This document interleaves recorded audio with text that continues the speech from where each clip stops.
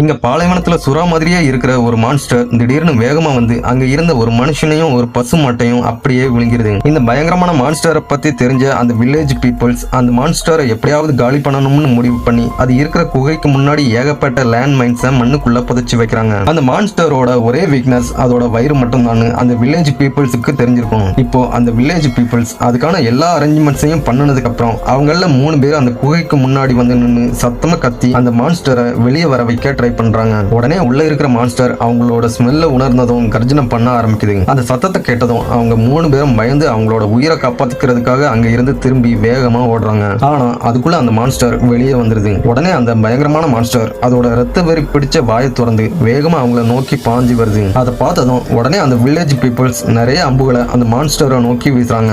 ஆனா அவங்க எதிர்பார்க்காத விதமா அந்த மான்ஸ்டர் அம்புகளை விட்டவங்களை அப்படியே பிடிச்சு தூக்கி எரிஞ்சிருது. உடனே அந்த புத்திசாலித்தனமான மான்ஸ்டர் இவங்க நம்மளை போட்டு தள்ளுறதுக்காகத்தான் வந்திருக்காங்கன்னு உணர்ந்து திரும்பி அதோட குகைக்குள்ள போயிட்டு இருக்குது. அதை பார்த்த உடனே அவங்க எல்லாரும் அந்த மான்ஸ்டர் மேல பாம்பை வீசி அவங்க பாம்பு வச்சிருக்கிற இடத்துக்கு அந்த மான்ஸ்டரை கொண்டு வர ட்ரை பண்றாங்க. இதனால அந்த மான்ஸ்டர் பயங்கர கோபமாயிருது. உடனே அதோட வாயை திறந்து பயங்கரமான விஷத்தை அங்க இருந்தவங்க மேல தெளிக்குது. அந்த விஷம் மேலப்பட்டவங்க எல்லாரும் கொஞ்ச நேரத்திலேயே கருப்பா மாறி அப்படியே உருகி போயிடுறாங்க. ஆனா அவங்க நினைச்ச மாதிரியே அந்த மான்ஸ்டர் இப்போ அவங்க எதிர்பார்த்த இடத்துக்கு வந்துருது. சடனா அந்த லேண்ட்மைன் எல்லாத்தையும் வெடிக்க வைக்கிறாங்க. இப்போ அந்த மான்ஸ்டர் பயங்கரமான வழியில கர்ஜிக்குது. அங்க இருந்த பீப்புள்ஸ் எல்லாரும் ஒரு வழியா அந்த மான்ஸ்டரை அடக்கிட்டோம்னு நினைக்கிறாங்க. கொஞ்ச நேரத்துல அந்த மான்ஸ்டர் இருந்த இடமே தெரியாம அந்த மணல் புழுதியில காணாம போயிருது. பார்த்தா அந்த மான்ஸ்டர் அங்க இருந்த ஒரு மலைக்கு மேல ஏறி வந்து பயங்கர ஆக்ரோஷத்தோட அவங்க மேல அந்த விஷத்தை தெளிக்குது.